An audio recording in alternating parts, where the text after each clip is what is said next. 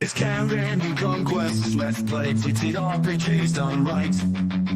War games and gaming, with Storm and Magenta tonight. We got a new system best you'll ever see. A paracosmic convergence of distance masterpiece. It's got the hit shots of blades every genre so well that you would think it was crafted in the depths of hell. It's campaigns and conquests, the best that there is. War games and gaming, with a system that wins. Whether you're a pro or a fighting kid, we've got something better, it's really the shit. Custom worlds, random tables galore, got all the backgrounds and so much more. It's campaigns and conquests, the only true way. War games and gaming, all night and all day. It's campaigns and conquests, better subscribe to the show. War games and gaming, and now you know. It's campaigns and conquests, and we're feeling alright. Our games and gaming, we're Storm and Magenta tonight.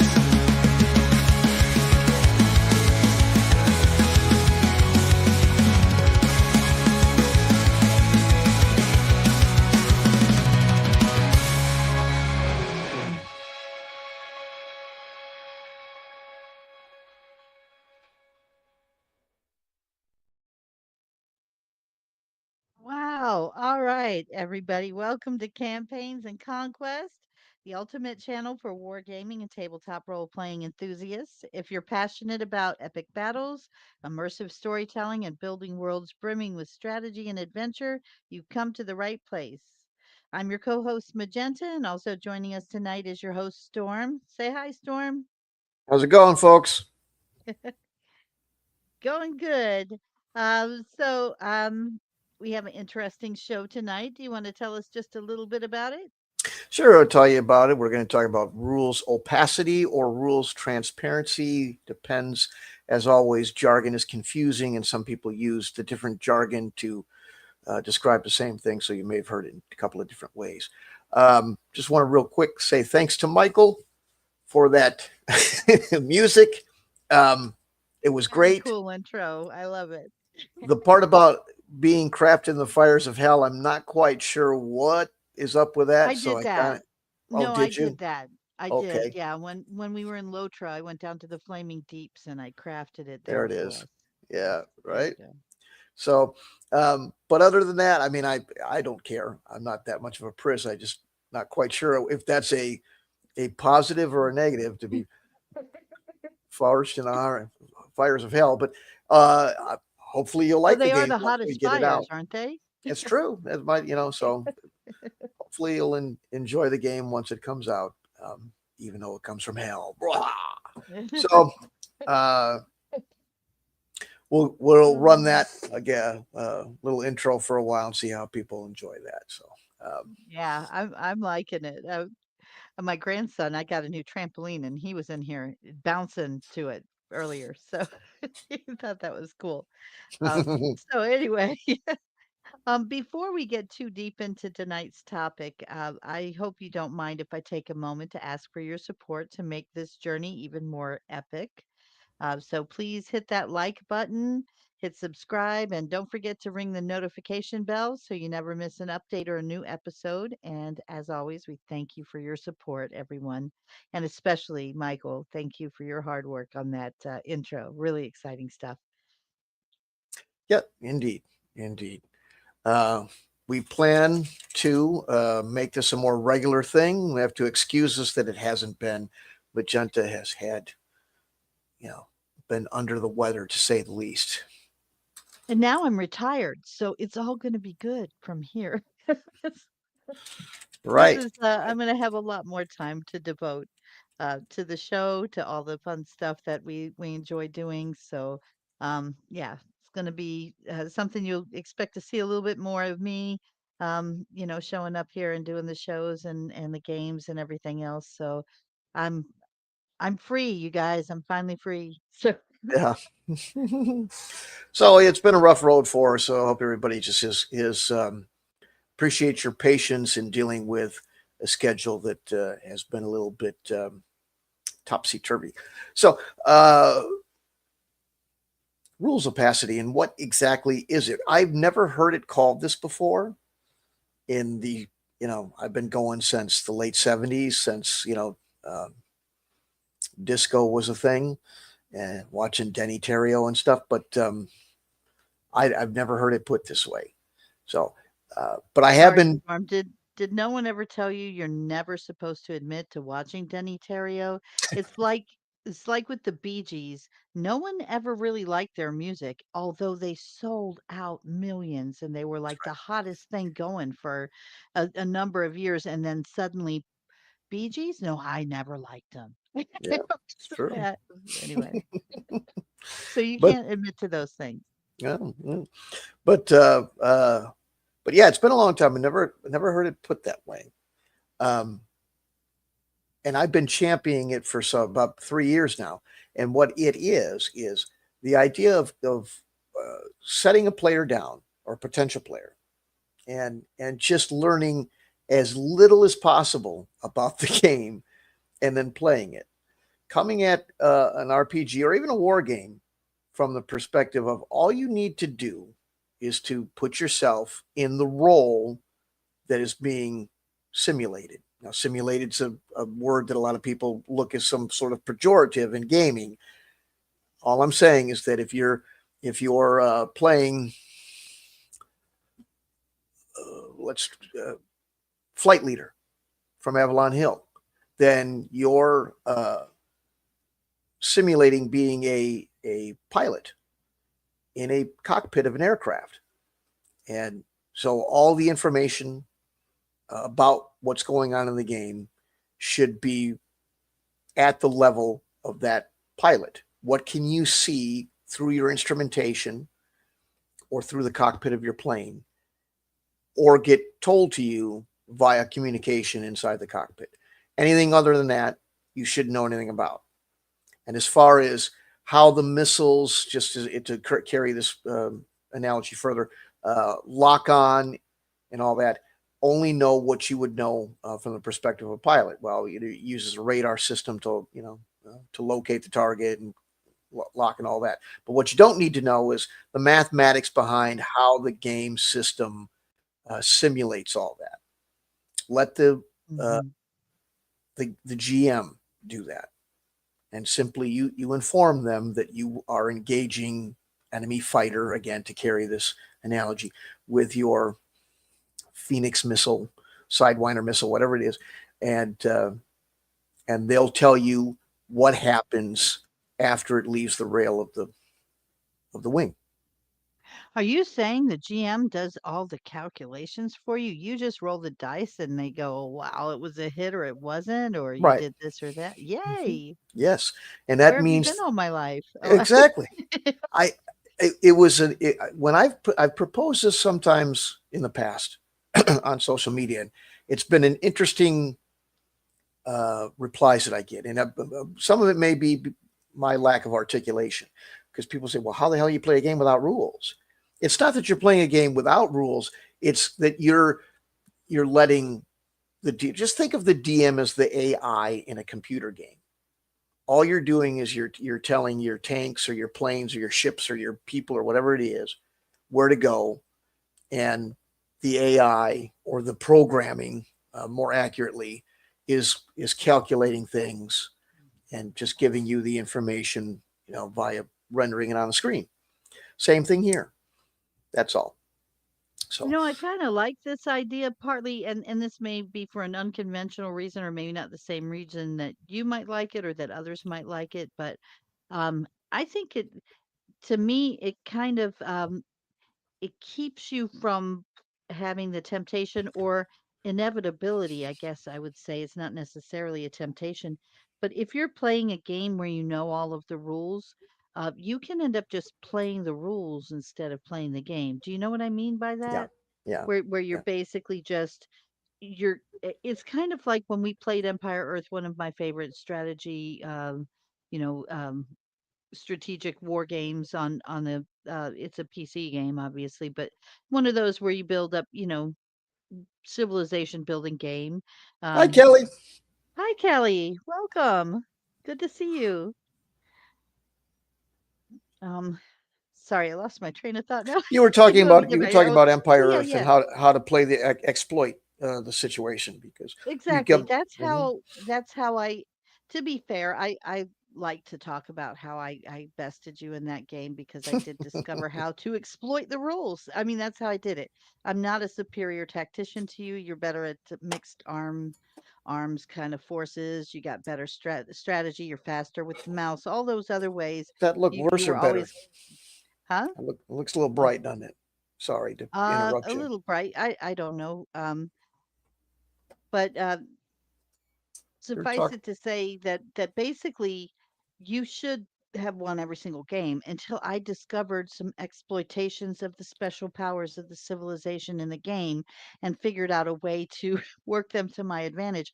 I was really playing the rules, not the game. You right. beat me at the game because playing the game straight the way you're supposed to, you were winning every time until I figured out that I could use this combination of special bonuses and exploits that I found and just show up on your doorstep with a complete army in your backyard that you didn't know was there. Right. It becomes a exactly. It becomes a matter of card counting. If some people Right. will play this will play a system by reading it and understanding the rules in the manner of I can see where there's a loophole or a contradiction that I can exploit or something like that. Hmm. And so they're not a tactician in the sense that they're out there. How do I run this guy's flank up or break through his lines or whatever. I'm going to game I've heard it called metagaming. I've heard metagaming called something else. Here again, uh, Gaming the game. jargons get in there, but it's just gaming Yeah. the system instead of playing the game, and I Right. just like that as well. So it does have that added benefit of mitigating that. It does Wait a also. second. Hmm, I just realized I might never win again if this. well, That is how I generally win against you is gaming the game. or But we anyway, get continue. better at but it also has the after effect or byproduct of having a limited intelligence situation or limited information situation. One of the things that drives me nuts with people in playing these games when they're so focused on simplicity, and you don't want I'm not saying when I complain about that, and I do it frequently in these shows, please don't misunderstand it as I want this thing to be a head splitter. I want it to be tedious or hard to learn. But sometimes these shortcuts end up making the game bad. In that, if you're trying to shortcut, um, and the effect of it is now you're talking about the stats on your sheet, Right. or trying to optimize your chances of winning by saying, well, who's got the best skill at picking locks?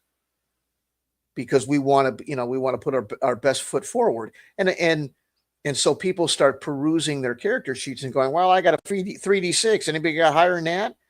And that Right. kills the immersion, that kills the storyline, because what you're supposed to be doing is discussing that as a character, where you would say something like, well, Magenta has the most experience as a burglar, she's been doing it for this long or whatever, so let's have her try to pick this lock, something like that. So Right. When you start breaking out the numbers and talking about your level, uh, whatever number, and yeah, right. you're comparing the stats of your armor and the stats of your character and all of those things and looking up the stats of the monster itself, then Hmm. you're not really, I mean, you're still playing a game. It's just not The a role immersion's playing gone. game. Yeah, You shouldn't be looking exactly. at a 5 hit die dragon. You should be looking at a monstrous, vicious animal that's terrifying you, that you have to kill in order to succeed. And The it one shouldn't, time we you know. Oh, sorry. I'm sorry. I didn't mean to interrupt you. Go ahead. No, that's it. Go ahead. That's all right. The one time I actually had a truly immersive gaming experience was when you walked me through that D-Day anniversary game where there were no, I mean, I did roll dice, but I didn't look at a single chart. There was nothing I looked at as far as what the numbers were. You basically, you did tell me what the result was, but I didn't know the hit points of the other guy or any of that stuff. There were no Right. numbers thrown out through the whole thing. Excuse me for I the mean, the numbers were still working in the background, but the right. rest of it was a narrative experience where I really kind of felt like, I mean, and these guys had names too. That's the other thing too, because it was a small company that I was participating with, and we were trying to get to our objective. And there was a little bit of backstory, but the main thing is the guys had names and there were no numbers. And you were, I didn't say, oh, take that guy over on the left. I take Bobby over there, Yeah, yeah. with Hey a name. Williams, hey, It was a yeah, right. exactly. Yeah, yeah. And that's there's several things there I want to counter with. Yeah. First and foremost, and don't this isn't a put down, but you don't know very much about World War II technically. No, As that's far true. you don't know what um, and in this case that was a good thing Right. for a couple for two reasons. It you didn't have to you showed that you could play a game without knowing any details or basics of it. You Right. It was also full opacity because I was just ignorant of the like right. I didn't know the I didn't want to difference state it between a that half way, tractor. but But yeah, no, I yeah, mean, but it's true. ignorance isn't stupid. I mean, it's Right. just Fair I enough. just didn't know, and Right. that's fine. And But for I'm sorry. Go ahead. it made the experience better, I think. Right. And you were playing from the perspective of a second lieutenant whom Yeah. never knows anything. But Wait, if you're in the wait a army, minute. people will go, "Oh, we'll get it, we get it." That's funny because, but it's true, and more so, you don't need to know all of that as a second lieutenant. You're playing from the perspective of a leader, and the leader just you know d- says, "Here's what I need the people under me to do." You're a manager. You're middle management. So Mhm. you tell these people what they need to do in order to achieve the objective you have. You don't need to worry about whether Johnson has two clips in his belt left or not. Just go do what you need to do. So it assisted in you playing from the proper perspective as far as limited intelligence and stuff like that. Right. Yeah. So um, and you didn't know anything about the combat, rules or anything like that. And it still played a smooth. In fact, in many ways, like you said, it was a much more immersive game than some of the other games you played because it was all about you got closer to feeling like you were there. Yeah, I mean, I wasn't doing calculations. I was right experiencing the event, which is under what you're right looking for with a role playing kind of game. At least for right. me, I don't know. Some people may approach it differently. Some people are numbers nerds and like that. I mean, that's totally cool. But Well, yeah, for myself, I'm more of the experience driven kind of player. but the people that here's the thing, and I don't want to get too you know sound too much like I'm down on people or anything like that. But the fact of the matter is that a lot of people that say, "Well, I really like to know how it works. I really like those numbers and stuff." What they really like to do is count cards, and they want to know how the sausage is made so that they can find a way to exploit the process. And I've I've done it. I know how sorry, that works too. So it's true. So, but for all the complaints that you get these days in modern gaming about complexity and time it takes, and the phrase that a lot of people use is, are these rules approachable, meaning is there a steep learning curve? How much time and mental effort am I going to need to invest in this rules manual before I can go and play? And if the cost is too high in time or too steep in learning curve, that's when they start saying that's too complicated, that's too complex, it takes too much time to play. They don't, it may not, but for them it's already taken too much time to learn to play, so it doesn't matter how long it takes to play the game afterwards.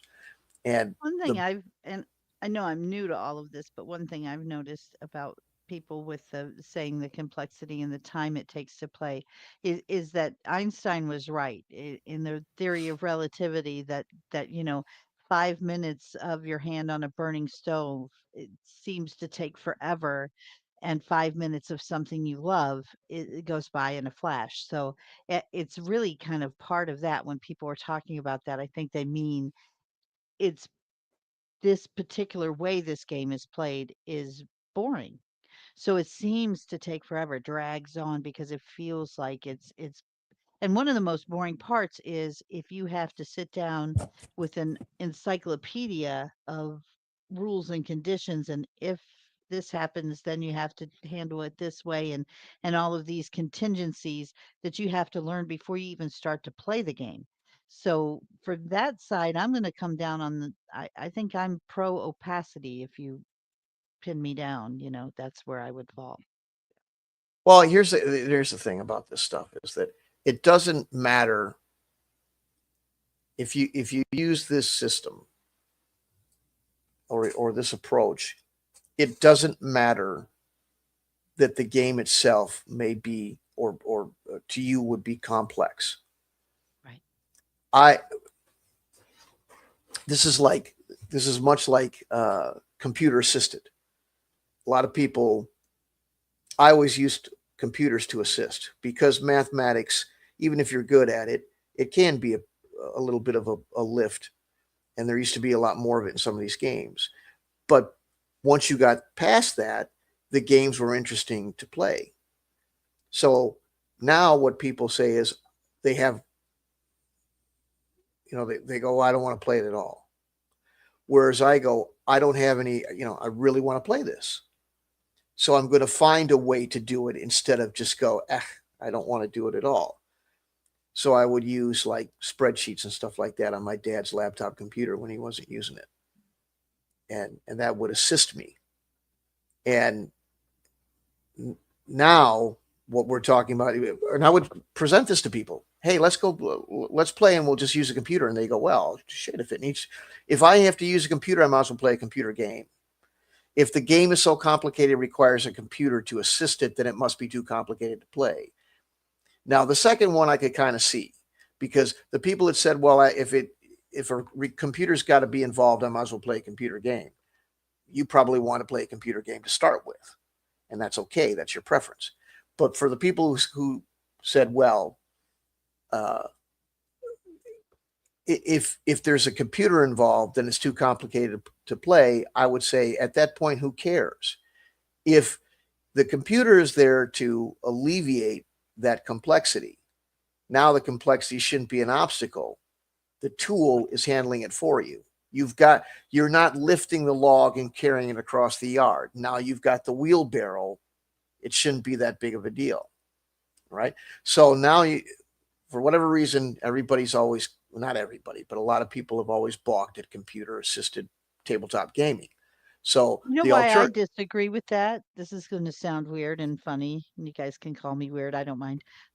But I prefer computer assisted game because I can never find a pen. there you go. There you Yeah, go. And when you I can do always find find my one, you got to laptop, use but that lighter yeah. and start it up because it's dry. The ink's dry, sure. But Yeah. but now you don't need the computer. What you have is you have the DM that serves the same purpose. So Right. all you got to do is sit down and say, okay, I've got a neat story or I've got a neat premise. The premise is you and I and two other people are going to be, lieutenants that are controlling platoons of tanks, and we're going to fight on a battlefield. And all you need to know is what would you do and what interesting. I heard a guy say something about gaming years ago that was great. He says, the games I like and what games should be is a series of interesting decisions. Okay. Mm, Now, if you're interested in armored warfare or the history of warfare, or whatever, and you like you want to play World War II, you want to be grandpa, on the shores of Normandy or whatever, there you go. Now you can put yourself in that position. Now it's a role that you're taking on without having to worry about here's your manual, here's your reference material, here's your hit charts and all that. You have a guy or gal that you trust handle that for you as the moderator. the referee, the GM, the DM, whatever acronym or phrase you want to apply to them, but they're the arbiter of the rules. And you don't have to burden yourself with learning them all. And even if you want to learn them, because here's the thing, it does require a little bit of trust. If you want to sit down with somebody and go, well, I don't really trust this person to do it right, then it falls apart. You have to have that, be comfortable with a person and be willing to give them the benefit of the doubt that they are going to be able to do it correctly and do it fairly. And then it's great. But if you're going to question every move they make, yes, it's going to fall apart. But that would happen in any game you play, no matter what. So that's kind of the essence of the opacity thing. There was something interesting I read about that before the show that I wanted to bring up too, and that is like dynamic opacity. That's where it's kind of like you might learn certain rules that you would need to apply as the game goes along. You don't have to learn them to begin with, but once you get to a certain level, they may start to be something that you would be expected to kind of get a little more complex in your understanding of the rules. Yeah, I've tried to do that, and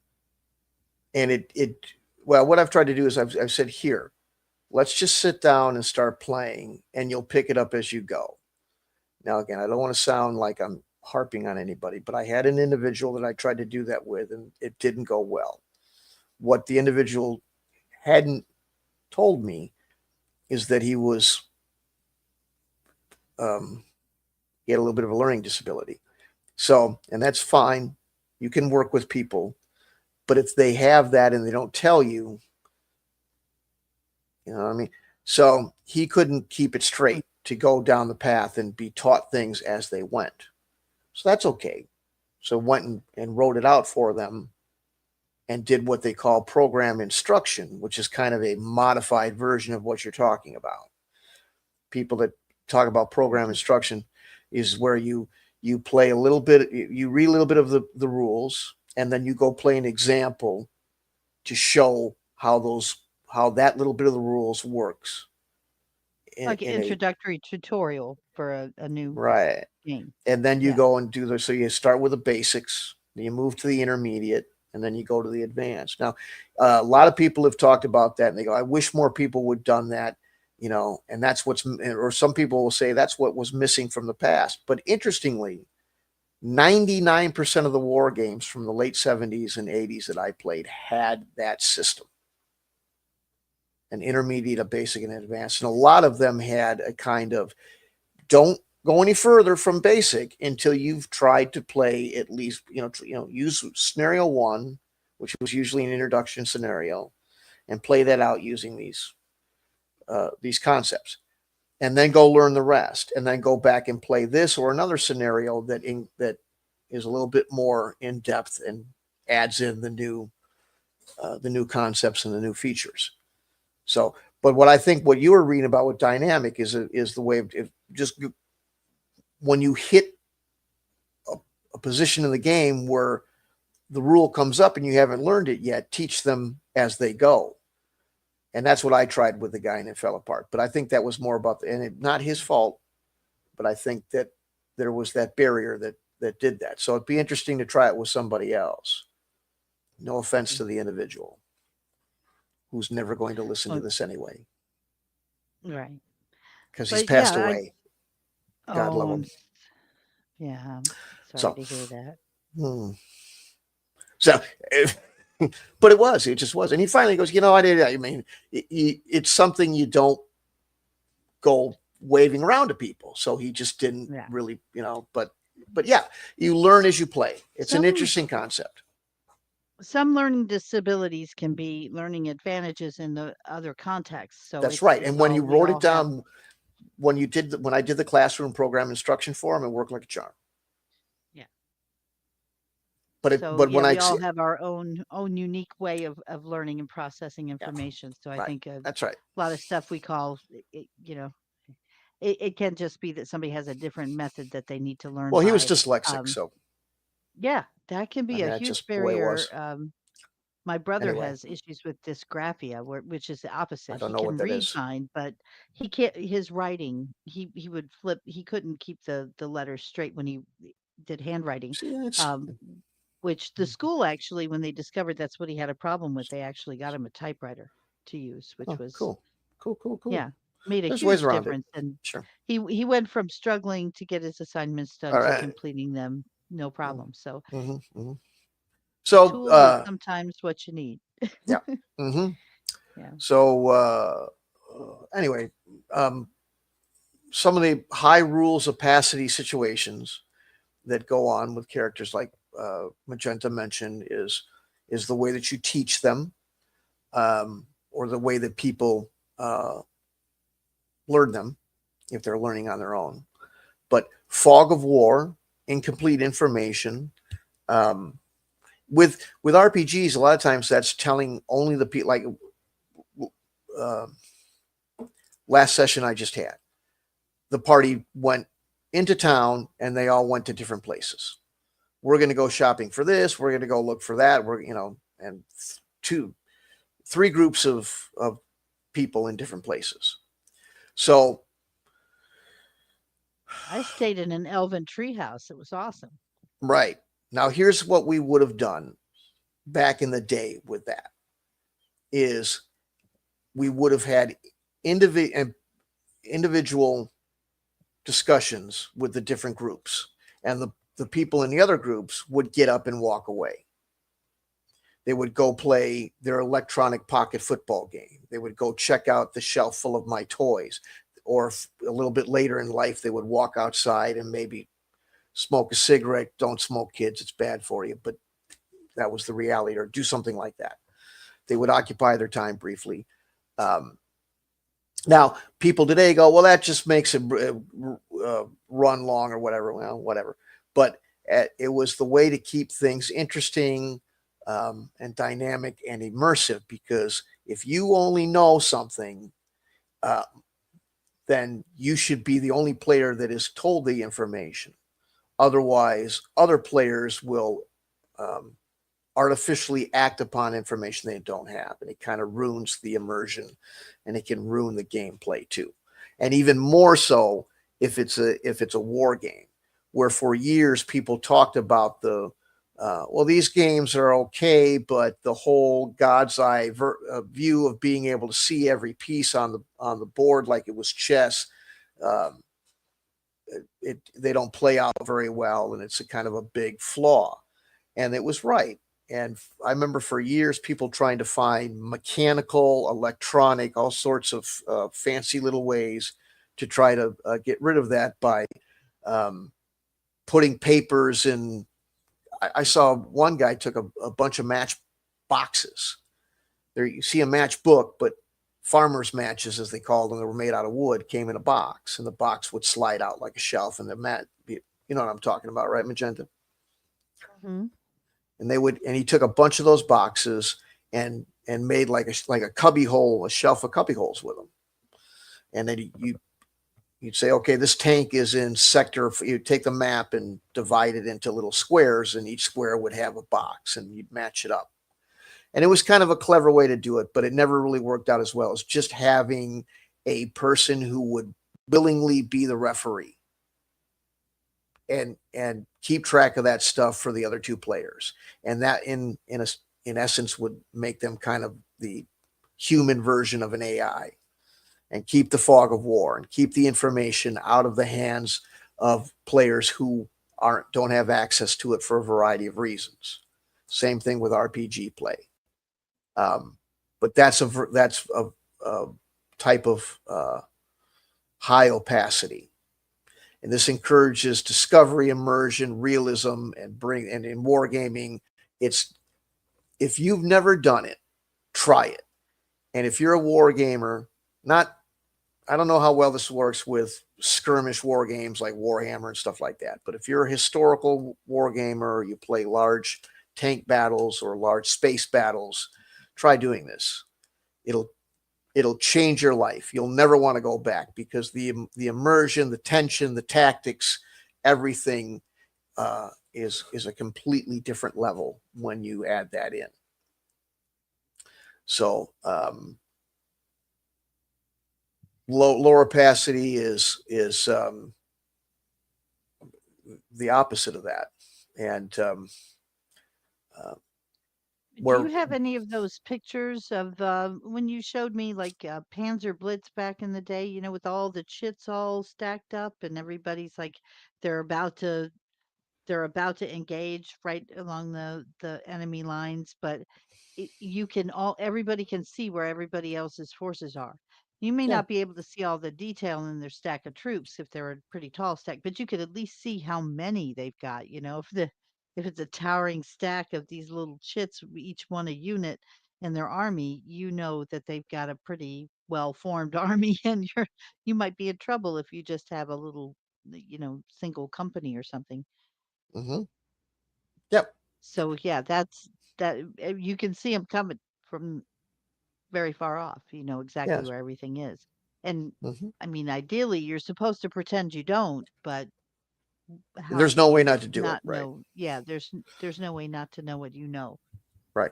Sin with RPGs, another one that's a big deal, and it just came up today again for the 100th time is rolling in secret as a DM. And there's for some reason people have gone into this, you know, um, everybody's got an ideology and everybody's got a style, and sometimes when you criticize a style, people act like you're really offending them. It's not meant to be. I just don't understand. Um, they want to roll everything out in front of the player, and I'm thinking, do you think that somebody would falsify a roll? Because I played with people that I knew and played regularly with and would never think that of them. And if I ever even suspected that it was occurring, I don't think I'd play with them anymore. I wouldn't come up with ways to mitigate or try, I've heard more than one person say, well, you have to design a game where cheating can't occur. I think that's up to the players to decide. If I see an ace up your sleeve, I'm not playing poker with you anymore. I'm not going to come up with a way to keep the card out of your sleeve. I'm just going to play with people who are more honest. So I don't really understand why people hide skill checks and stuff like that. But if I'm a DM and something's about to occur, um, like a surprise attack or some other thing that they wouldn't have their eyes or senses on to know, and it requires a die roll to check, I'm going to do that behind a screen and I'm not going to say a word about it. That's higher opacity. That's limited intelligence. That makes a more immersive and real game. You shouldn't be able to act on things. So, other ways that it works in RPGs is the way that you speak. Now, I saw guys get really into this, and a lot of people kind of roll their eyes about it being a little bit too in depth. But even the way that you present information to people can be a hint. Like, for example, if you just look at everybody and just say roll initiative, they go, oh, we know what's coming. There's lots of different ways that you can telegraph, maybe not the specific thing that's happening, but this is about to happen because the DM said this or didn't say that. And ways that you can develop techniques to mitigate that from happening would be a way of increasing opacity in gameplay. It's not always just about the rules. So, and I highly recommend it because it makes a more tense and an immersive game and generates scenarios that wouldn't occur if you're playing it a more open, out in the open, I should say, way of playing. So, anything to add or speak? Or Magenta? Have we lost her? I think we lost her. So sorry about that. I somehow hit the button and muted myself. I didn't know I did it. I'm over here talking, wondering like, oh, did I say something wrong? But anyway, no, I agree with you, and I think but I gotta ask though, how do you roll the dice in secret behind a screen? Is that where the fuzzy dice come in, so they don't clatter when you roll them? Well, you're right. That's a good, very good. Yeah, and I mean, that's another It thing. That's another online, thing. I can see how you could easily do that because you got dice rolling programs. You're doing it in secret. Hmm. No one knows unless you tell them. Oh, that's good thinking. Which that Yeah. does kind of play. That's an advantage in that Hmm. case for that kind of gameplay. Plus, I don't get lost on the way to the game because I can't follow a map in real life. Uh, but, The but yeah, best the best mhm. way is to use a, we also always had steno notepads with us, and a good thick steno. It and just it, you may still hear something that but it's good that you're thinking of that, because yeah, that's a valid thing. If you're playing on some hardwood floor or glass table or something like that, it's going to be hard to mask the fact that you rolled dice if you roll on that table. But a soft cover book or a steno, or a well padded dice tray might help with that. Yes. So even if you get busted, at least make the attempt, as opposed to, you know, hey, you're about to get ambushed. Not much of an ambush if you're getting, if they're dialing it in before they spring it. So um, Right. and people can say, well, that doesn't mean that it isn't that the characters won't be affected by an ambush, and that may be true. The mechanics of the game might still make, like you can't attack first round or whatever, but it kind of breaks the fun if you know it's coming. It's a lot funner, uh, role playing wise and drama wise, if it just starts to happen. I had one happen at the gaming session. It didn't go real well because, unfortunately, I live in a place with other people and I have to respect their privacy and noise level. So I couldn't give it the emotion and the gusto behind it I wanted to. But I wasn't going to tell you. The first notion you got that you were being ambushed is when your character felt a sharp prick in the back of their neck from being bitten by the monster that was attacking them. So Yeah, a blob. It was a yeah, blob monster. It was yeah. creepy. Hmm. So But yeah, I totally the element of surprise is part of one of the things that attracts me to the um it's kind of almost like living a horror story in when you're going through a dark dank dungeon kind of thing and there's monsters around and you've got if you're doing it right your adrenaline kind of you start to feel a little bit of anxiety, like, what are we going to run right, into over here if yeah. you're immersed in the story? But Hmm. if you've been talking about the numbers all night and the rules and discussing Right, the mechanics of it, right. Or you want to every push time you, past. Yeah, hmm? go ahead. I'm sorry, I jumped on you. We'll Oh, we'll yeah, work no, that I out, mean, folks. yeah, anyway, but the thing is that every time you do that, you break the character, it brings you back into reality. Oh yeah, I have to look at a chart now and I have to roll dice now and you're not your character anymore. You're not really feeling like you're in the role as much. Um but not to say that everything, should just be narrative like the way that we all used to play when we were kids where it's like you're playing out in the yard and I shot you. No, you didn't. And then you just argue about it until one of you gives up and goes, well, I'm taking that pistol I loaned to you. It's mine. I'm taking it home. This Hmm. game is over. Hmm. That kind of thing. So you have to have some rules, but they don't have to be intrusive to the point where you forget that you're playing the role and trying to kind of Right, live the experience a little right. bit. Yeah. Your nose in the rule book talking about how many hit dice you're supposed to get. Like I had people that were just and I understand wanting to advance because you want to feel more powerful and you want to feel like you've accomplished something, but they were so during gameplay they're talking about, okay, well, can we get this to get our next level, instead of being the character just talking about going to their destination.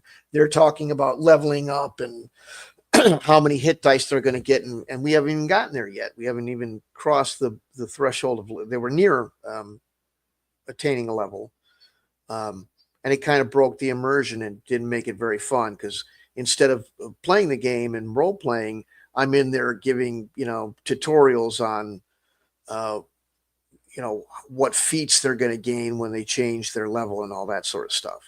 It became very mechanical and more like we were talking about playing a first person uh, MMO or something like that. So it really, a lot of it has to do with just immersion. But the strongest, I think, even beyond immersion, which is what I like to attain more than anything, the strongest pro it has is being able to go to somebody and say, when you hear somebody say, well, I guess they look interesting, those games, but I've heard how tedious and complex they are, usually from gamers who never stop talking about how everything's complex and takes too long to play. So you kind of run people off when they think it's going to be some sort of collegiate course in order to be able to play. And if you use this where you just have the DM or GM handle this, then you can say, don't worry about it. This is how Magenta got playing.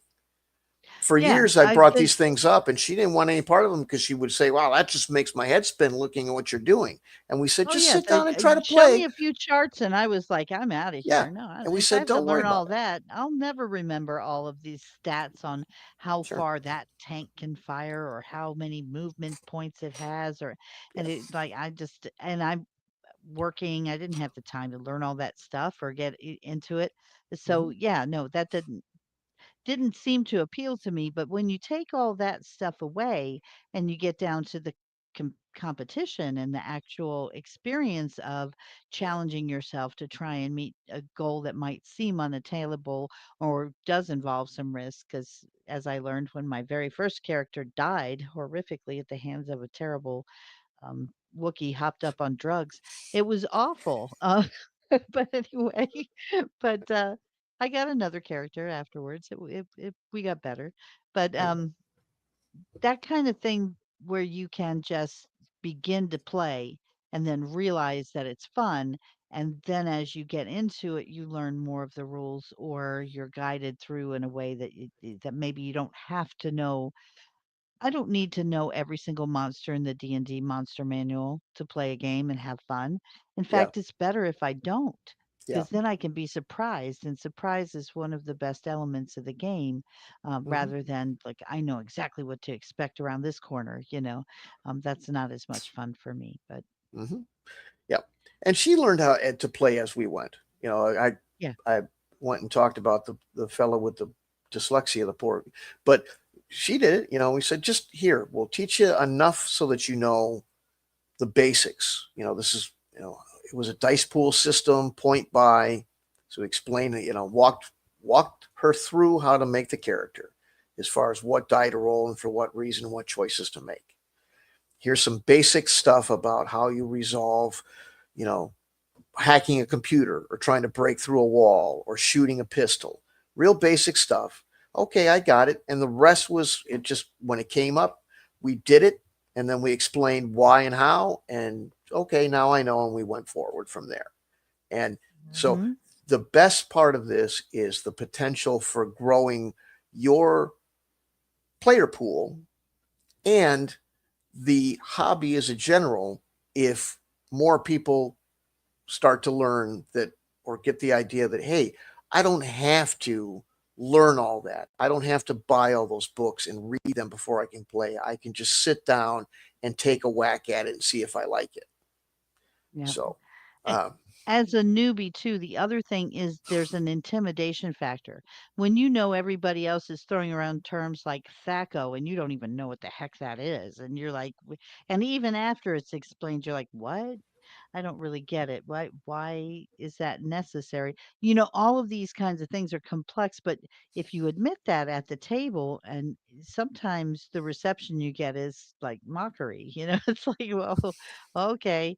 But if you've got a good GM who handles it right, then you can play with some training wheels on and still not necessarily be embarrassed about it if it's and it can be a lot of fun. But kind of reminds me of, I don't know if I ever showed you, I may have showed this clip. I don't know if anyone else viewing has ever seen this, but anyone who watched True Blood, there was that vampire, the red-headed young vampire that was made. I don't remember the actress's name, but she made a YouTube video. She's really big into Dungeons and Dragons, and she does role-playing games. She's a DM, and she did like a just a sample with someone who had never played before. It was just like 5 minutes of basically, okay, I'll walk you through how to play. And there were no rules books involved. There was nothing like that. She was just like, okay, you're in the forest and you hear a sound. As the branches snapping behind you, what do you do? And Right. it was all narrative, and it, obviously there was some dice at some point, but you didn't have to crack a book at all to do it. Right. And not enough people use all of your senses as descriptors, people being Oh. DMs. A lot of them is you see that. What do I see? A lot of players always ask about what they see and stuff like that, but very few will get into smells or audible Oh, if you're in things. a to be fair, if you're in a dark, musty dungeon, nobody really wants to know what it smells like, do Well, they? but but there's reasons for it, and I always tell people what things smell like, even if it's gross and seems unnecessary, because it's a way to be more immersive, and sometimes it is a way to learn things, Mm. you know, um, to get information, stuff like that. But a lot of times it's just I kind of want you to be grossed out. Sorry, I mean, if you watched Freddy Nightmare on Elm Street. You knew after the second or third one, you knew it was coming. You kept coming back. You wanted to be grossed out by that stuff. So there you go. But uh, I've played in Fog of War games and real deep immersive role playing games, and they really are a cut above the experiences. Um, when you don't know what's coming, it can really make a difference. So I can't recommend it highly enough. And we're going to show you how it works because we're going to do some live playthroughs of some of the stuff uh, coming up soon. Um, Right. Yeah, I'm looking forward to a live playthrough. It's really a cool opportunity to kind of show rather than just discuss the options, but kind of show what it looks like. But um, yeah, and it's funny, the sense of smell is one of the most tied to emotions. So I can see why you recommend using it. mhm, Because it's the mm, one that's why when you smell pumpkin pie, you immediately think of every Thanksgiving you've ever been to. mhm. Right. That's right. You could just, and audio to some people. I see things on like, great example is guy, a guy or gal will play, um, like the one I just saw was the original HBO graphic that played in between every movie when they were about to promote what was coming up next. Oh, And it with the was, snow first and the yeah, and you could hear all it was the visual, but you could hear the music, or if you're my age and you remember Sesame Street and Electric Company, and with Sesame Street there was the pinball graphic. The Mhm. arm would pull back the pinball and the pinball would fly around and all those numbers. You could hear that tune even if it wasn't being played with a graphic. 1, 2, 3, 4, 5, 6, 7, 8, 9, 10, 11, 12. Do, do, do, do, do, do. You could do it. And so uh, getting that association is a good way of getting more immersion. And sometimes it can tell you that you're near something. Tactile touch. We have a coin that they keep to. Is it getting hot? They're not. Right. They think they know, but I don't know if they know for sure exactly why it gets hot and cold.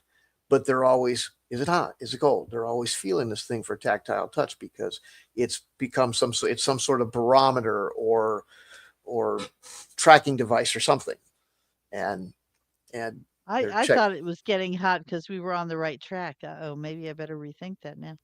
Well, I don't want to give Oops, away any spoilers, insider so knowledge. Yeah, right, right. Insider knowledge now. So, Uh-oh. I yeah, try to avoid that.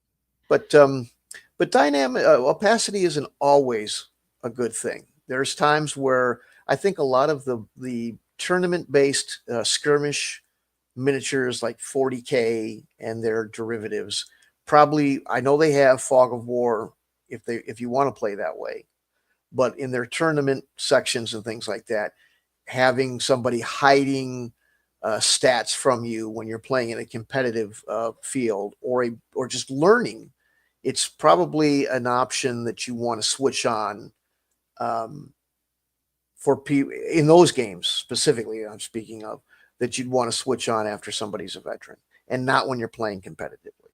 So I think that might be one of the times where you don't want to have it. It might not be a good thing because it wouldn't be fair if somebody, hey, I'm putting this model on and you don't know what the hell that is and you're playing in a competition. You should be able to understand the capabilities of your opponent well so that you can fairly field something to be balanced. I would think. I've never played in those kinds of tournaments.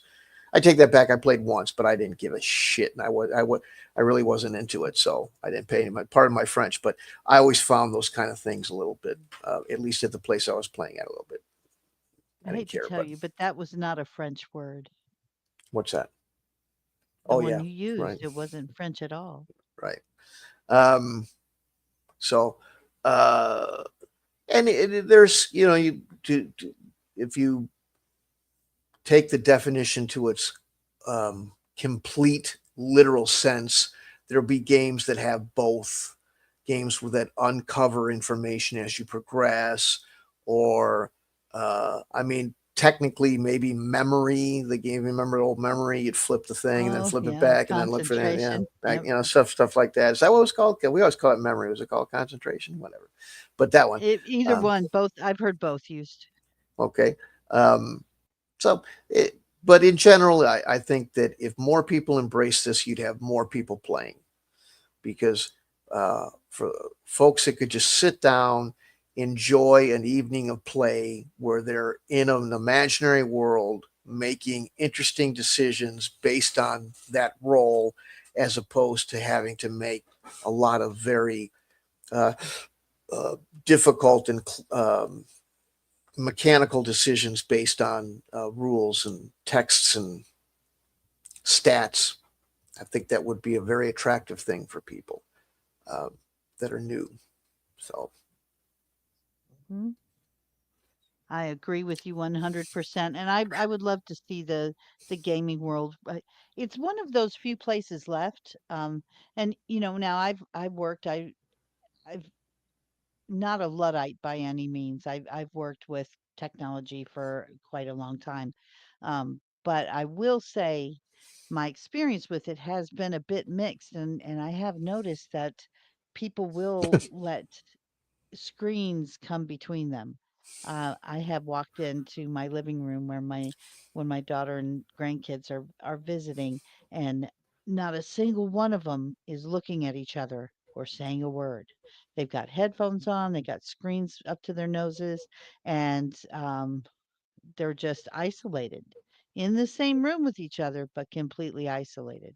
And that I think we can see your screen, by the way. what do you think he meant by this, or she? What is it?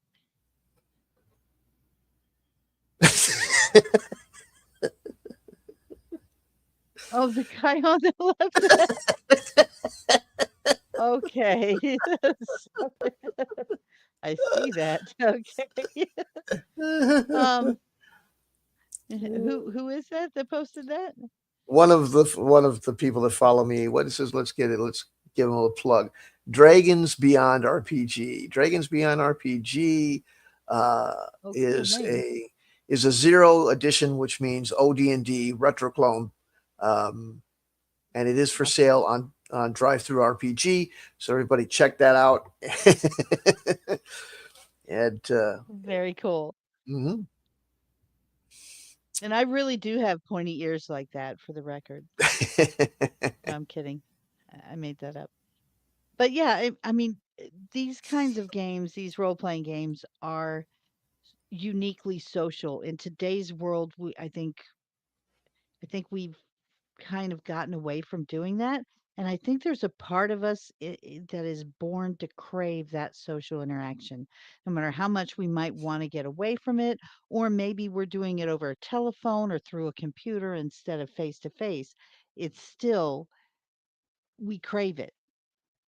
So I think that that's an important part of keeping this kind of gaming alive because whenever anybody asks why, if you have to use a computer to deal with the math of the role playing games and figuring out the outcome of a battle or something like that, why don't you just play a computer game? Because a computer game is soulless. I mean, I'm not that they aren't fun. Sometimes a little soulless, repetitive action can be fun, but it's not the same as interacting with a human being, and it never will be, even if AI gets super sophisticated and can trick you into thinking they're real. But it's not the same thing. Mhm. And I know maybe I'm pontificating now. I'm sorry. I apologize. I try to avoid that, but I think it's important that we maintain those social connections with each other and have things that we do that bring us together as human beings, um, as much as we possibly can. Mhm. Mhm. I agree. I agree. Absolutely. If anybody's out there and has any anecdotes or experience with a high opacity game, fog of war, love to hear about it. Really interested in hearing about anybody who's just said, "Yeah, I sat down and went, you know, right into something without learning the rules." Outside of a demo, I know that and I guess it still would count as high opacity, but I'm looking beyond a demo. If you go to conventions, there'd be people that would demo a game, and of course, in order for that to work, you'd be, well, we'll teach you how to play. You don't have to know how to play. Sit down, and we'll walk you through it. And that kind of fits into the dynamic opacity that Magenta was talking about earlier, where you kind of learn as you go. That's fine. That's great. But I'd love to see somebody who said, "Yeah, this one time I sat down, and just started playing." Because some guy said you don't need to really learn that much. We, we being me and a friend of mine from the past, had dreamed of creating a facility where that thing would happen. We would do that. It was almost like a fantasy camp. You, and people would come in um, and sit down and get a short briefing. Here's what you're going to do. Here's the scenario you're going to play, and just go right into gaming without selling them a rule book or having them have to read one. Just immerse them in the world. That was the idea we had, and we were going to do it with props and LARPing and everything. But money, money, money. We ain't got none, so it never happened. Right. But that was our That dream. kind of thing, that takes some bank to get that Mhm. off the ground, but yeah. Yeah, but That he would had a be kind of cool to have a live action. I'm not so much for the live action, so I pretty much have obligations at home. I can't really just like go away and do something like that. But I could see how that would be a lot of fun. well. Here's the thing. It wasn't that you were going to necessarily be live action. You were going to get brought into a facility, into a building, and and where you want to go, what genre you want to go to, Star Wars or something. Okay, then you go to the Star Wars section, and the Star Wars section is all Star Wars. Once you walk through the threshold of the doorway into that section, the Star Wars music's playing. There's Star Wars memorabilia everywhere, Oh, and right. there's a service, there's an employee. Of course, again, our minds are writing checks that our bodies can't cash, but there'd be an employee, and the employee would be larped out and would come at you from that Star Wars perspective. Maybe it was an Imperial officer, so they'd kind of be arrogant and a little bit. what you'd expect. Not rude to the customer, but just kind of that like Alexandria, Virginia, or Disney World type of thing, where there's people in character, in costume, all over you, all over the place.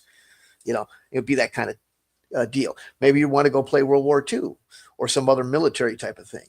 And we had a guy with the drill sergeant smoky cap, and he was really, I mean, he was an NCO in the Army, so he could do the, come here and make it, sit down and learn your, just kind of, again, not being Marley Army kind of guy. Exactly, be Arlie Army, just to kind of get that atmosphere going. And then we would sit you down and we would play some sort of miniatures or board game.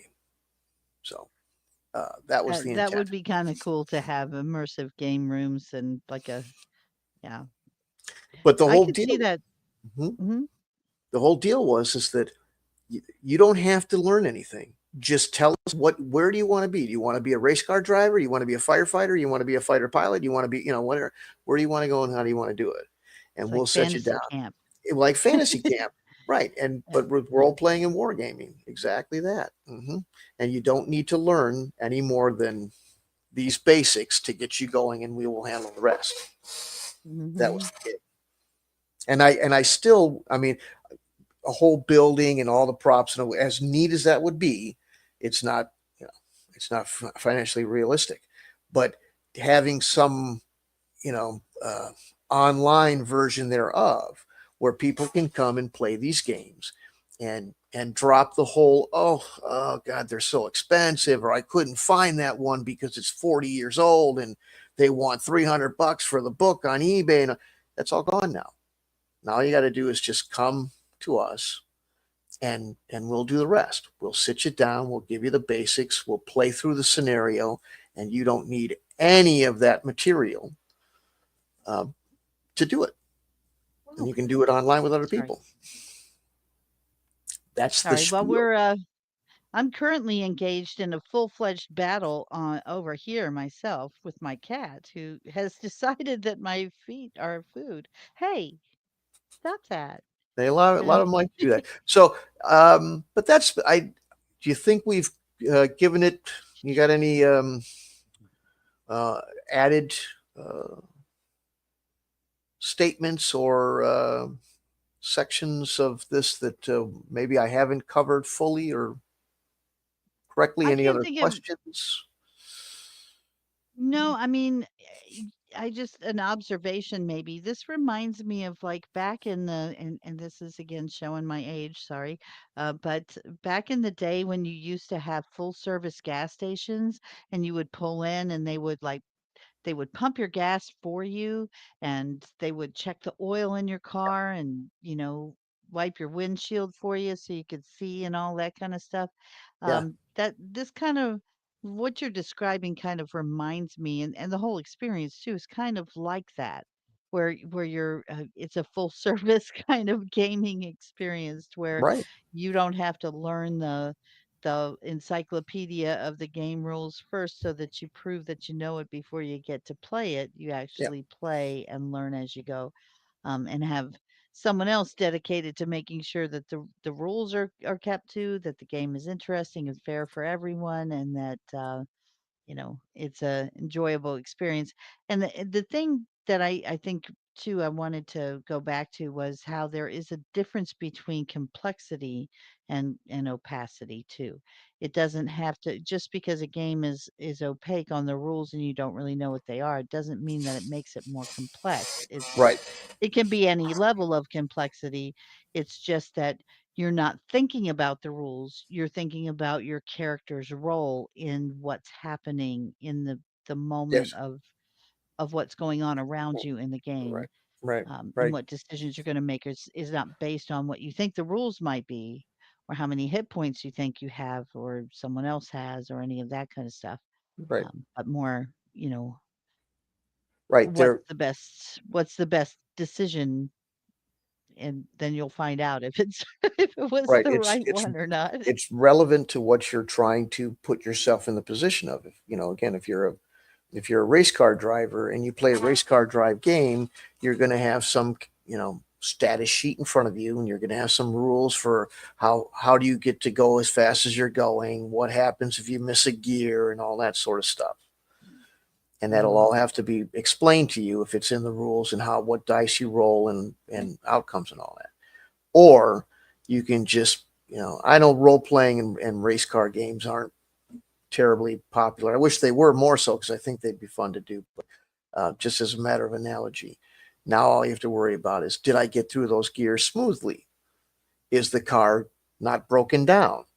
Uh, how am I going to attack this turn when I've got this slower car coming up to the right of me, and I can't get onto the inside, lane? I know some of this language is race car tech stuff or whatever, but that's what you're doing. Instead of making a decision about, well, should I put 5 points into strength and 2 into dex, you're instead just going, where's the orc I want to go smash his face in with my sword, or warhammer, or whatever, you know so it lets you focus on the fun without having the burden of the rules and the record keeping. So, and the And great, it's not about complexity, as you say, but the great thing is, it doesn't matter if it is the game you're playing. It doesn't matter what level of complexity the game is. This works with things that you would never try to learn because they're too complex. To one-page rules, it still no, works better if you don't have the rules to worry about. baby, stop it. So, Sorry. My cat's name is Baby, but I should have named her Brat. so, but anyway, but yeah, that's it. It isn't about complexity.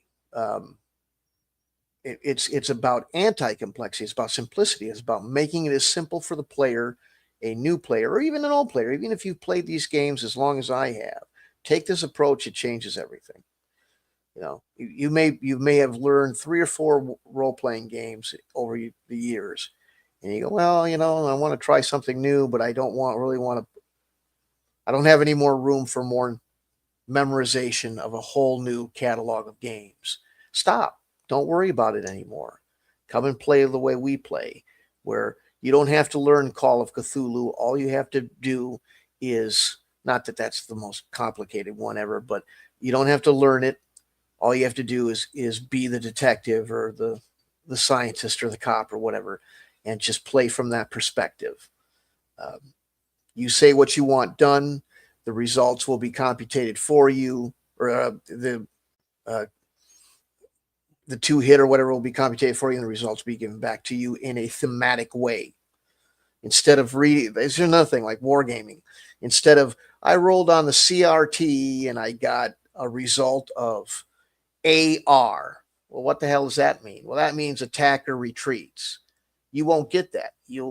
When you play the service like I'm talking about doing, using this kind of opacity, the reply you'll get is, "Sir, we hit the hill. The resistance was too strong. We have to pull back. We've lost too many people," or some sort of dramatic variation of that sounds like it's coming from in game, as opposed to, you took 3 points of damage and now do a saving throw. You know, it won't be stuff like that. It'll be, you feel like you're sick, and there's a burning sensation from the bite in your shoulder because the snake bit you and you're being filled with its venom. You know, so that's the other advantage to this system. Yep. I can Steve, attest. I've played, that way, and I found it to be an enjoyable experience. So I think it makes a difference. I think sometimes the way that D&D's origin started, kind of drove us to think that we had to learn the book before we actually played the game. And part of that kind of is, I did. remember, yeah, Kinda did. well, and I remembered getting the book, and of course I got the book because I was interested in it, but I didn't know anybody else who wanted to play, because I was in a place where, um, they already kind of thought the book was like they actually did think it was forged in the fires of hell. There were quite a few parents who thought that way. So finding someone who would play the game with you was nearly impossible.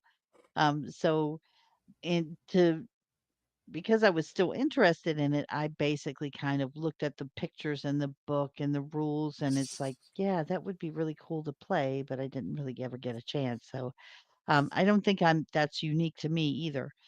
Where for some people it was like, well, if you're going to play, you better learn how to be the DM yourself because who else is going to do it?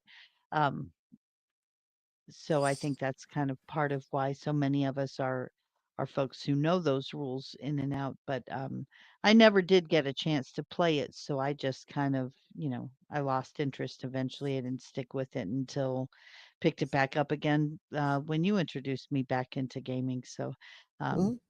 there was like I took a vacation from it from like the age of 12 all the way to you know, Yeah. Hmm. grown adult. So it's I and it's just an interesting, different way to do it that resolves all sorts of complaints and uh, hurdles for people.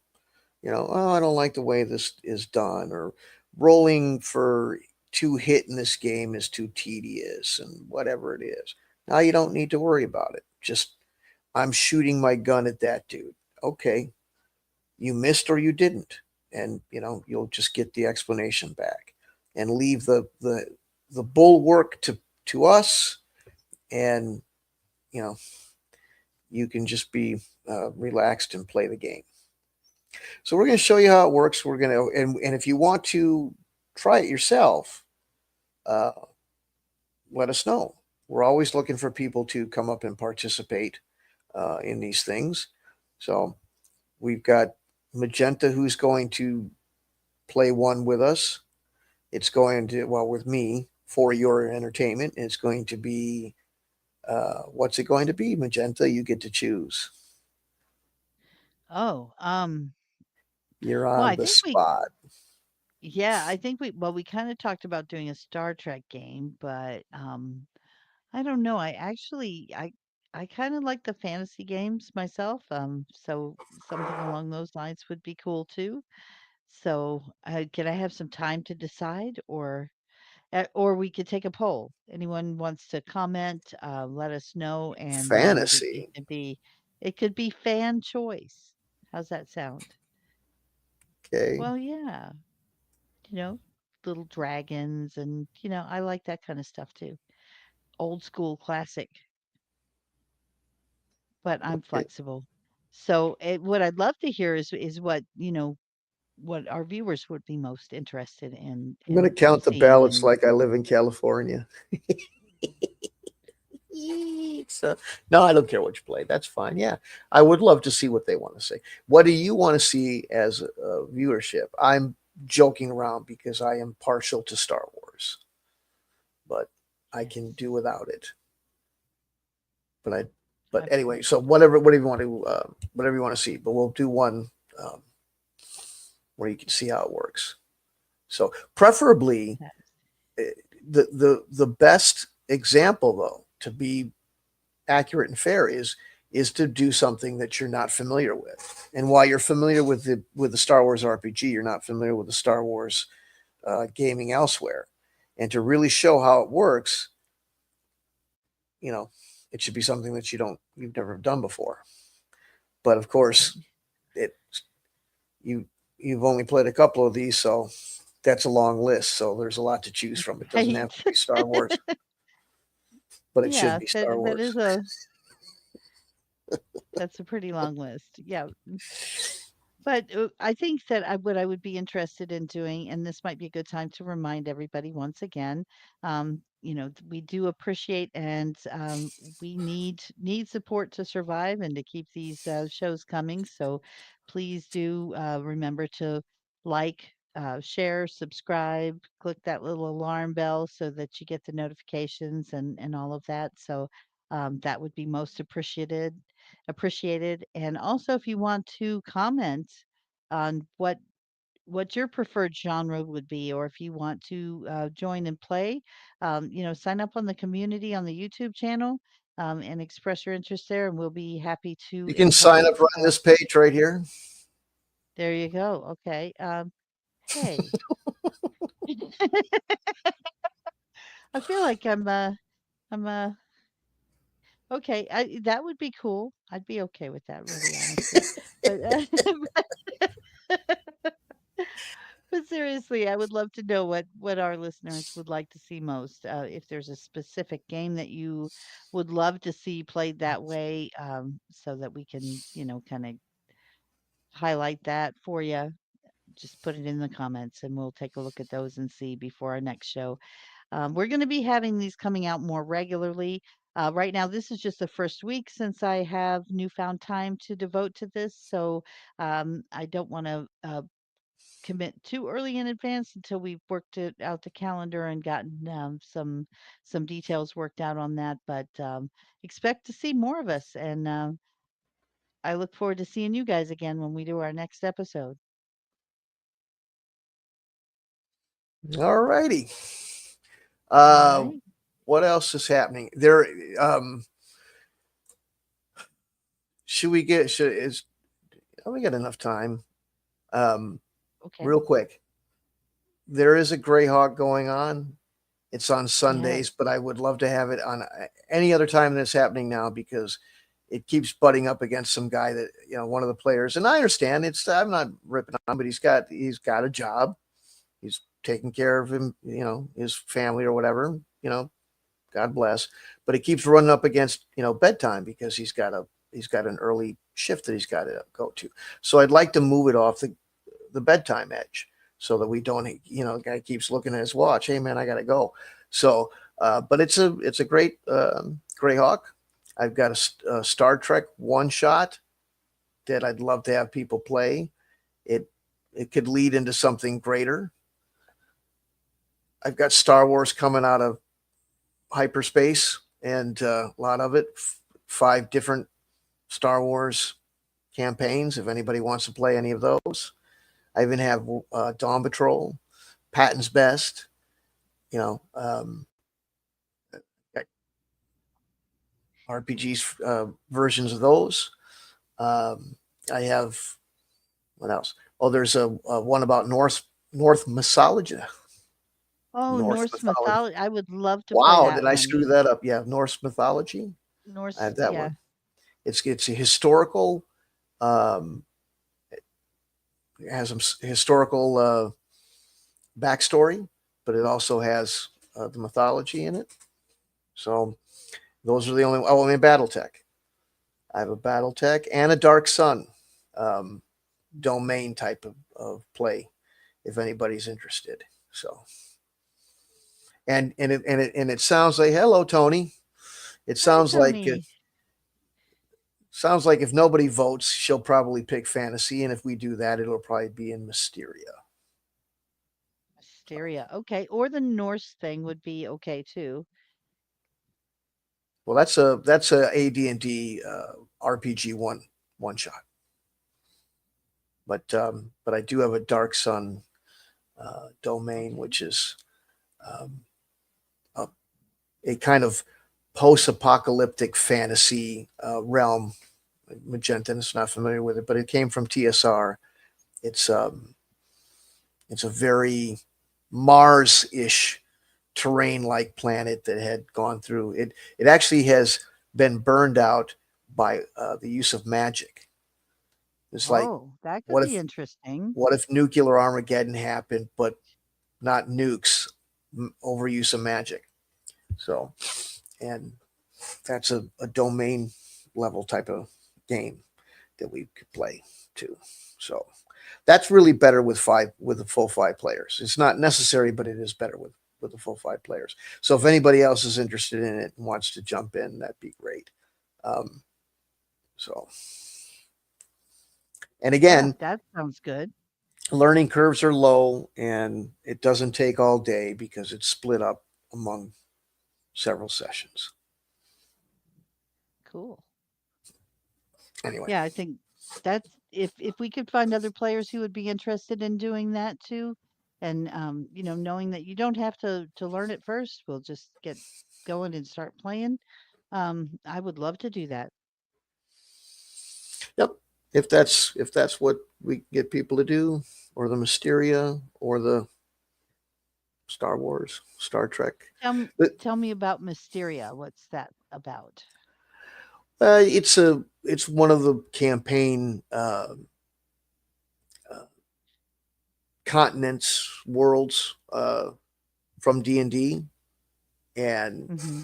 it, in this thing, it as far as domain play with that one, it's just that it's kind of there's a video game called Fantasy Empires, and basically what I'm doing is just making a tabletop version of that game to play as a domain Okay. level game. It's steeped in D&D, and um, it's just a fantasy world. Um, I can give you some backstory on it, and somewhere there's a wiki on it, I'm sure, and all that sort of Okay. stuff, so you can learn about it. Um, but we can do that. So I'd love to play Fantasy Empires and stream it. The problem is all those games can't be played. You buy them from Steam, and you can't. The multiplayer parts of them don't work anymore. Oh, Fantasy that Empires could be is a problem. one of these old games from the '80s. So, but I found it fun. But anyway, I'd do it that way if I could, but I can't. So we just put it on tabletop and do it that way. That sounds reasonable. Um, and that one is the the book that you bought, that you mentioned you bought as a younger magenta. It uses all of that stuff, which is called Beck Right. Me. Okay. It's a version of D&D created, um, that you bought in the stores, like you did what at B Dalton or whatever. Oh, I don't know. It was a Christmas present, so I don't know where it Oh, came from. I think oh, Santa brought it, because oh, oh. he's Well, because also Santa's made real. by sure. It's also made by the elves. They build it under license up north. So, Of course. but yeah, but use that one. Um, so made by Sounds a good. guy named Menser. Sorry. Hmm. Mm-hmm. So there's that. Quit being so jealous, baby. My cat is really jealous of tonight's show. She keeps trying to interrupt me. She wants all my attention. Mm-hmm. Mm-hmm. Well, she's about. It could come from the North Pole, Tony. Yeah, it's built on license by the elves. But yeah, that one is the one we'd be using. It's the Beck meme with the. Well, she's got it. We know what we're talking about. Yeah. Um, Tony, that's it. what's your preference? What game would you like to see us play live? You could be What the tiebreaker, as we don't have anybody else voting currently. So Oh, Tony could be the decider. yeah, that might be it. Drum roll, please.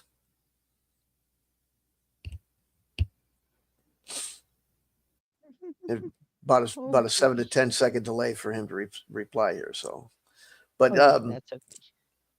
it's just the way the system works. But yeah, we'd like to do that. And there's other games I'd like to see played. I'd really like to do as many games as I do talks. I I think Hmm. that that that there's needs to be more of that shown around YouTube and stuff like that. Tony has voted Star Wars, and I swear to God, I didn't put him up to Oh, it. I okay, swear to okay. God, I didn't put him up to it. But he's probably was watching the whole time. So the Okay, Star Star Wars it is. I yeah. So the Star Wars one's fairly simple. It's kind of a uh, it's the war between the rebellion and the alliance, basically. It's Of if you've course. ever yeah. So there's board games that are called Rebellion that that are similar to this, but I like a little more meat on my bones. So there's a few more planets in this one, and uh, but it's along those lines, and it's got the RPG. Here's the thing: if I love role playing too, and I have role playing uh, West End games, Star Wars role playing campaigns, and one fits right in with this domain game that we're talking about playing. So if there are more people watching than my counter currently says, anybody else out there that sees this and is interested in playing any kind of Star Wars role playing game, it's kind of my absolute passion. So I'll be happy to run one if I get enough people. Um, and it can run in conjunction with the thing that we're doing, which is so much fun to do, is to have um, the multiple angles where you've got RPG parties working on top of the domain game play where there's the whole military conflict and stuff like that. I mean, um, you get enough people involved with something like that. These are games that are a lot funner when you have more people than less people. And they're manageable because that's the whole point of doing this is to show you how I and my team and my software and the stuff that I've come up with to do this can handle it. So if you know somebody, if you are somebody that wants to play in this thing, pile it on. Give me, more, more, more. I want to show how it works. I'd love to do it, make a regular episode out of just these kinds of domain play games or playthrough games. That would be fair. I could see Right? that. Tony's giving you the call to action. He says, "I know you're out there. Chime on in." That's right. So you can. I know Magenta informed me that her email hasn't made it to the description like it was supposed to, but I guarantee it will. You can contact her. You can contact me. You can message us here. Um, you can message me on Twitter at Liberty for All 19. Um, Ouch. Oh, we can sorry. you can find me at Command Post Gaming on Instagram, Command Post Gaming on Facebook, and I've got an email here um, at YouTube. So if you want to find me, you absolutely can, and I'd love to have you play. Here's me at Twitter. So, Magenta, you sound like you're falling asleep, or maybe you're just so Oh, thrilled about playing Star Wars. sorry. I'm actually being viciously attacked. For like the Mm-hmm. last 15 minutes or so, my cat has just been, she's in a mood where she's just decided I'm her chew toy. I don't know why. She gets like that sometimes, but then she gets over it and she goes back to her loving sweet self. But right now she's in a mood to just like gnaw off my fingertips. Have you tried Taser? Mm. Have not. It might work. I I don't don't know know. if she could take I The don't know. She voltage. might, You might have to yeah, turn the dial down a little bit.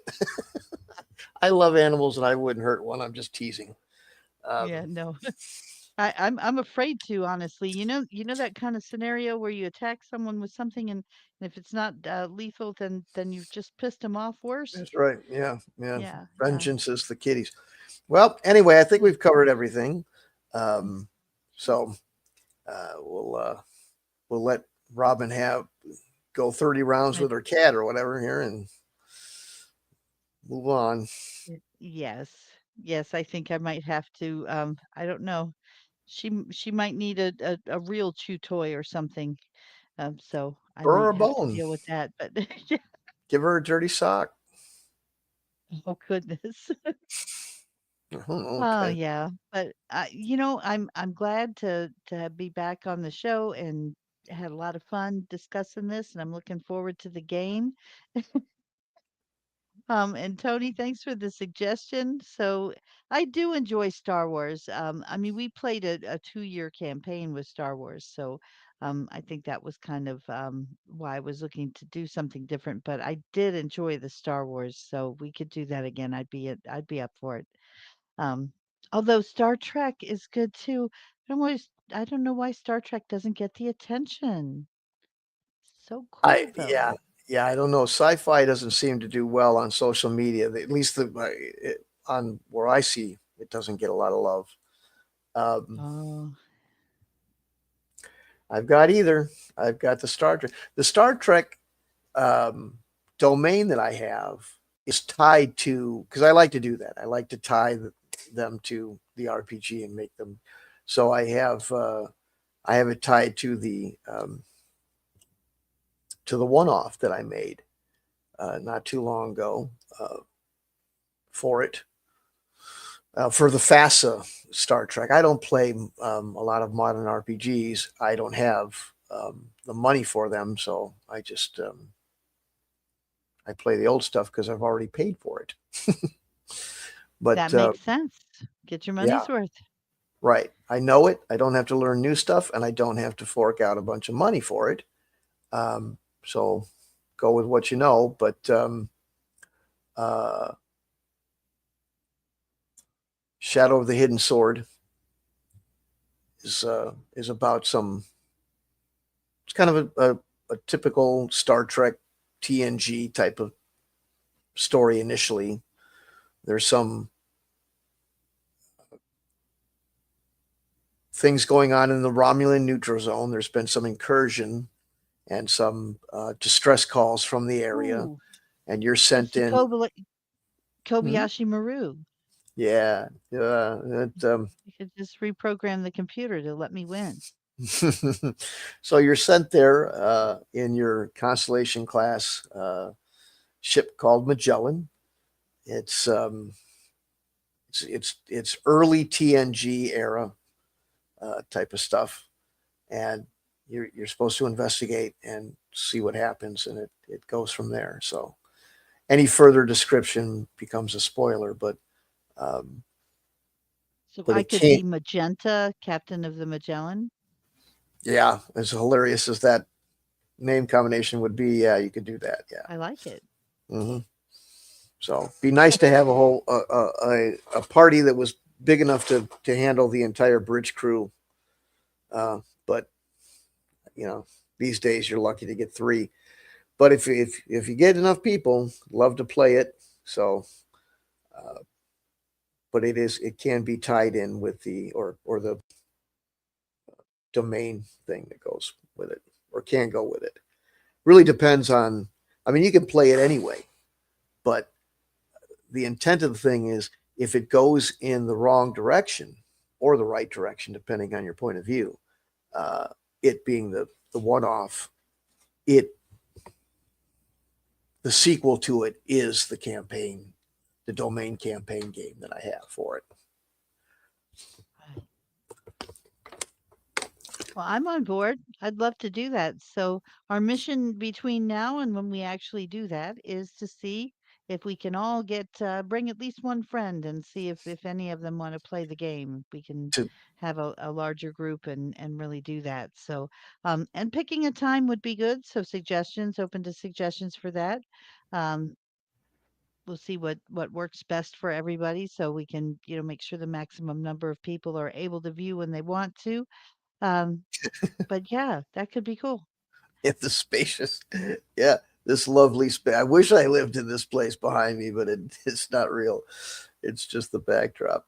But yeah, if you whatever you want to play, we've picked Star Wars. We'll go with Star Wars. But if you want to play this, if we get people to play the Star Trek, we can do that as well. Or alternatively, I think Robin wants to be, or Magenta, I should say, wants to be saved from Star Wars.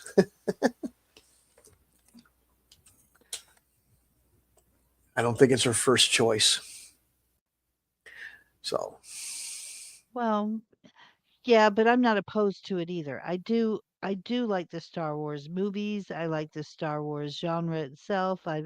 Yeah, I'm definitely a Star Wars fan. I lean more Trek. So. Mm-hmm. Mm-hmm. Okay. Yep. Yep. All righty. Well, we're beating a dead horse, so I guess we'll sign off for now. Um, but Star Trek it would be, or Star Wars, unless we get some more from Star Trek. So uh, we'll sign off for tonight, and hopefully we'll see you soon next Monday at the very least. Thanks for watching. Yes, thank you, everyone. And until we see you again, happy gaming. Mm-hmm. We'll see you soon. Thanks for All right. stopping in, Tony, and my sister Kelly. Thanks. See you soon. Good night, everyone, and happy Thanksgiving. There's a little more coming. Just a few more seconds. Brace yourselves for impact. Here it comes.